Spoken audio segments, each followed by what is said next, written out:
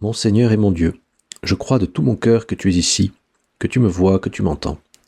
Je t'adore avec profonde révérence. Je te demande le pardon de mes péchés et la grâce de faire avec profit ce moment de prière. Ma Mère Immaculée, Saint Joseph, mon Père et Seigneur, mon ange gardien, intercédez pour moi. Mon bon Jésus, je t'en prie, agrandis mon cœur durant ce carême. Il est bien normal qu'une mère veuille le meilleur pour ses enfants. Et la mère de Jacques et Jean n'échappe pas à cette bonne règle. Et elle s'approche de Jésus avec ses deux fils, Jacques et Jean, qui sont déjà apôtres du Seigneur, mais elle ne se contente pas de cette bonne situation pour ses enfants. Elle demande à Jésus que Jacques et Jean siègent à sa droite et à sa gauche, dans le royaume qu'il instaurera. C'est-à-dire que Jacques et Jean soient comme le Premier ministre et le ministre de l'Intérieur du royaume du Seigneur, les hommes les plus puissants du royaume de Jésus.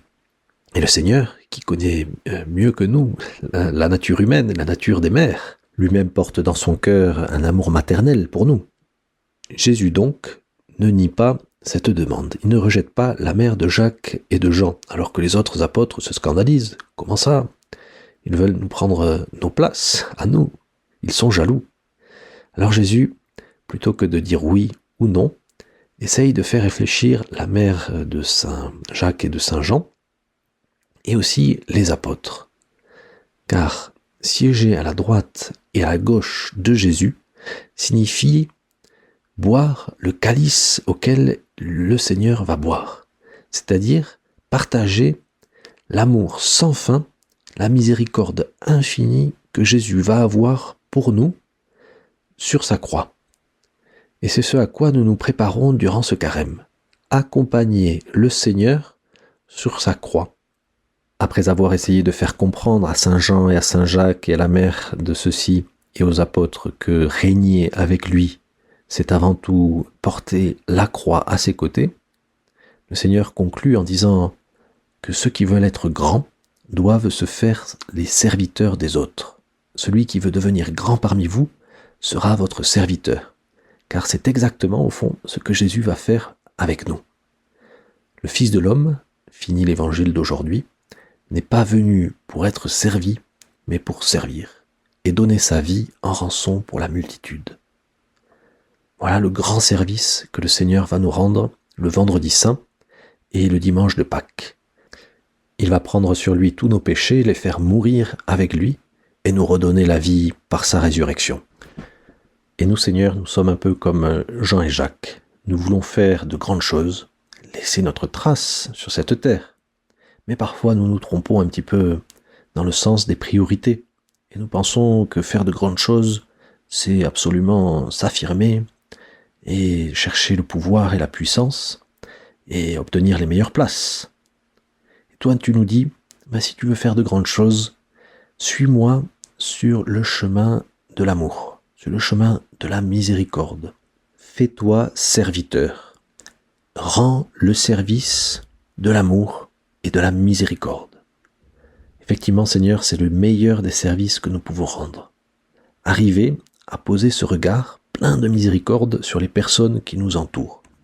Et le carême est justement un moment où l'Église nous encourage à travailler sur ce regard de miséricorde, en essayant de nous détacher de nos petits besoins, de nos attachements, en essayant de nous recentrer sur l'essentiel, sur toi, Seigneur. Nous partageons petit à petit le regard que tu portes sur les gens. Toi, Seigneur, sur la croix, tu nous voyais tous. Tu nous regardais tous avec ce regard d'immense affection et de miséricorde. Et dans ta vie terrestre, quand tu passais par les routes de Palestine, tu arrivais à voir les besoins de chacun. Et tu arrivais à voir dans chaque âme l'image et la ressemblance de Dieu. Alors que nous, avec notre regard très humain, nous mettons les gens dans des cases et nous les enfermons dans leurs défauts ou dans leurs péchés.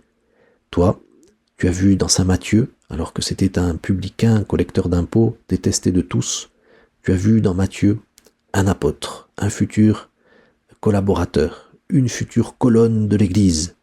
Tu as vu dans la Samaritaine une âme assoiffée de Dieu. Tu as vu, Seigneur, dans la femme adultère, une femme pécheresse, mais qui regrettait profondément sa misère et qui cherchait le grand amour. Tu as vu là où personne ne voyait.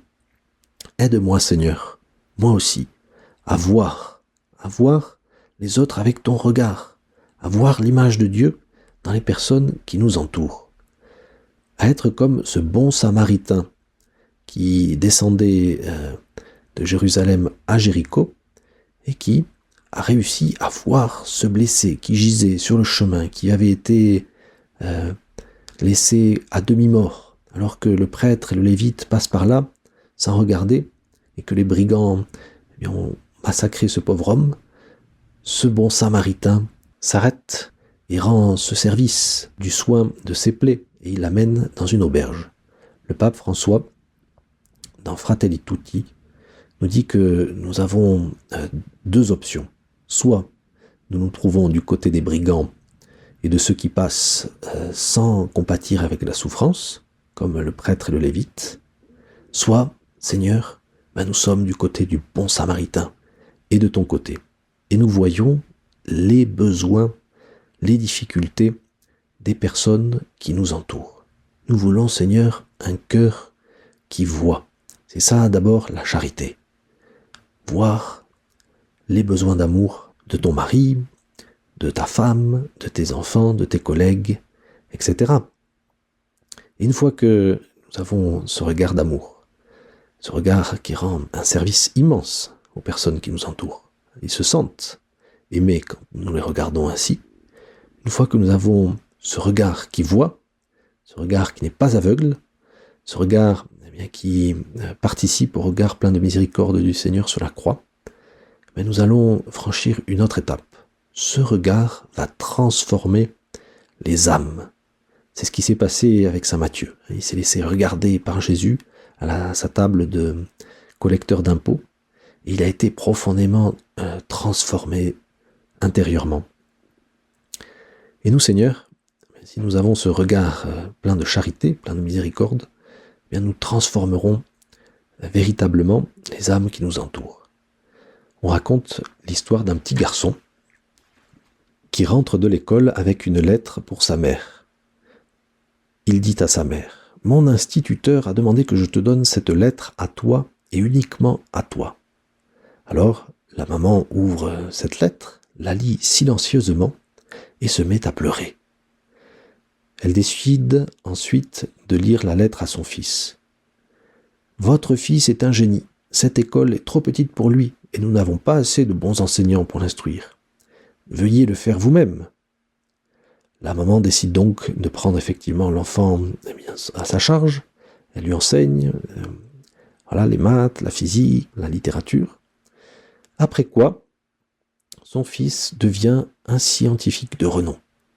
Il invente l'ampoule électrique, le télégraphe, le phonographe, la centrale électrique, la caméra.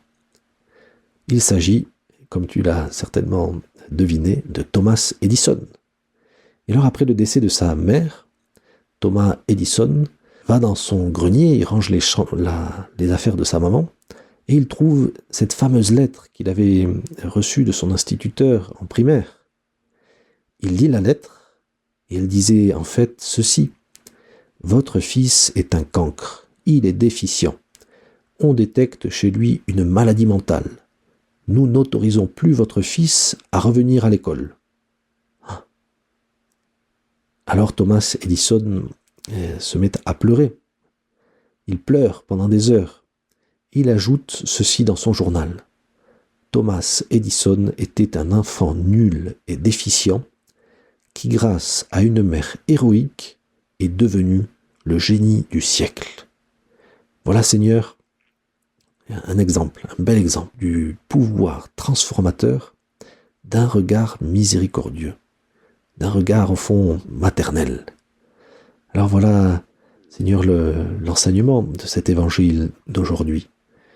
Le Seigneur accueille cette bonne demande de la mère d'André et Jacques, mais il essaye de lui montrer qu'elle est appelée à avoir un regard encore plus généreux, encore plus ambitieux.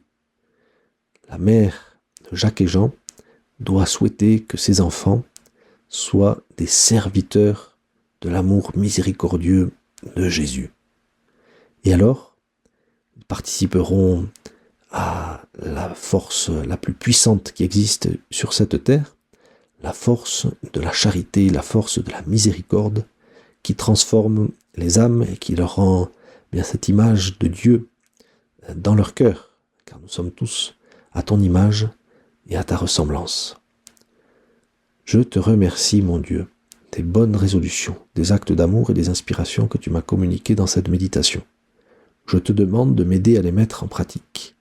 Ma Mère Immaculée, Saint Joseph, mon Père et Seigneur, mon ange gardien, intercédez pour moi.